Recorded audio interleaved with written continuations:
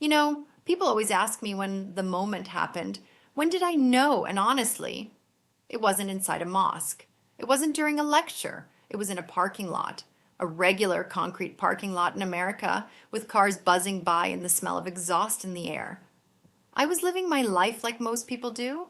I was Jewish by heritage. That was my identity, my label. But if you asked me what was inside my heart, it was empty. I wasn't practicing. I wasn't praying. I was just existing. I was floating through the days, completely disconnected from anything spiritual. And then I met Mike. We were just parking our cars. It's funny how the biggest turning points in your life happen in the most mundane places. We started talking, just small talk at first, but Mike had this energy about him. He wasn't just chatting to fill the silence, he was actually present.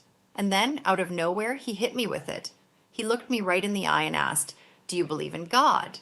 Pause. I froze. It sounds like such a simple question, right? Do you believe in God? Yes or no?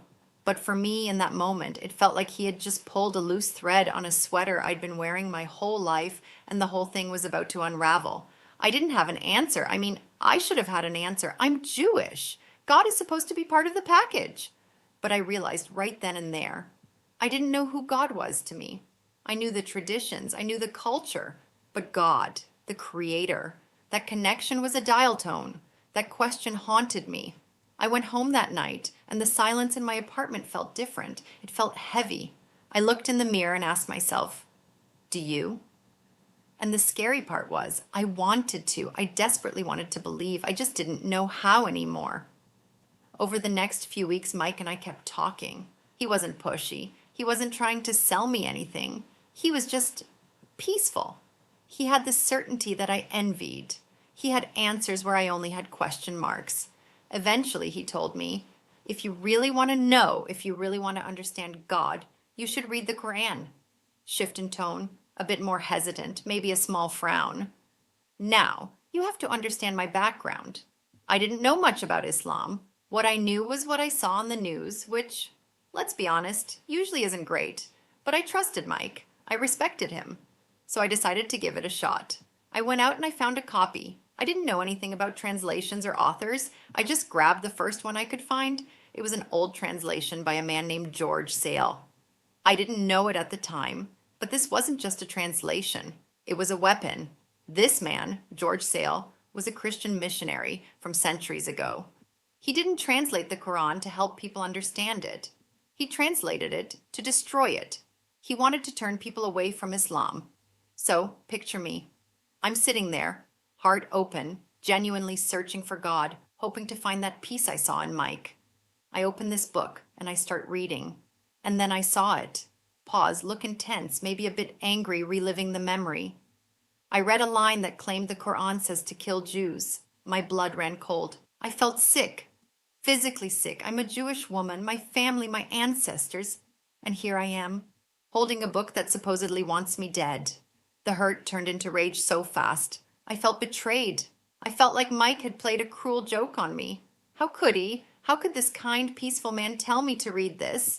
I stormed off to find him. I was shaking. I didn't just want to ask him about it. I wanted to throw the book at him. I found him and I just let it out. I was yelling. Is this what you believe? Is this your holy book? You want me to read something that tells people to kill me? I was crying. It was the pain of thinking you found a lifeline, only to realize it's a trap. Mike didn't get angry. He didn't yell back. He just looked confused. He asked me, "What are you talking about? Show me." I showed him the passage. He looked at the book, looked at the cover, and then he looked at me with this expression of pure sadness. Not for himself, but for me. "This isn't the Quran," he said gently. "Look at who wrote this. This is George Sal. This is a mistranslation. It's twisted. It's a lie designed to make you feel exactly what you are feeling right now." I stopped. The anger started to drain away, replaced by confusion. A lie? He explained to me that there are people who have spent their lives trying to distort this message. He told me that the authentic Quran commands justice, mercy, and respect. He told me to put that book down, to throw it away essentially, and he would get me a real one, a true translation. Tone softens, becomes lighter, more hopeful. When I got the authentic translation, It was like stepping out of a dark room into the sunlight. I was skeptical at first, terrified I'd find another hateful sentence, but I didn't. Instead, I found me. I found my story. I found the stories of the prophets I grew up with: Moses, Abraham, Noah, peace be upon them all. But they weren't just characters in a history book anymore. They were alive. They were Muslim, meaning they submitted to the one God. I read about Jesus, peace be upon him, and the immense honor given to his mother Mary, and I read about Allah. This wasn't a distant, angry force. This was Al-Wadud, the loving, Ar-Rahman, the most merciful. For the first time in my life, God wasn't an abstract concept. He was real. He was close, closer than your jugular vein. That sentence broke me. In the best way possible, I realized that the God I had been searching for in that parking lot, the one Mike asked me about, he had been waiting for me right here in these pages. I learned that Islam isn't a new religion that came to wipe away the old ones. It's the final update. It's the completion. It's the same message sent to all the prophets, finalized through Prophet Muhammad, peace be upon him. It made sense. Logically, spiritually, emotionally, it just clicked. The puzzle pieces of my life, my identity as a Jewish woman, my longing for connection, they all fit together in Islam. Deep breath, smiling. It wasn't easy to admit I was wrong about my anger.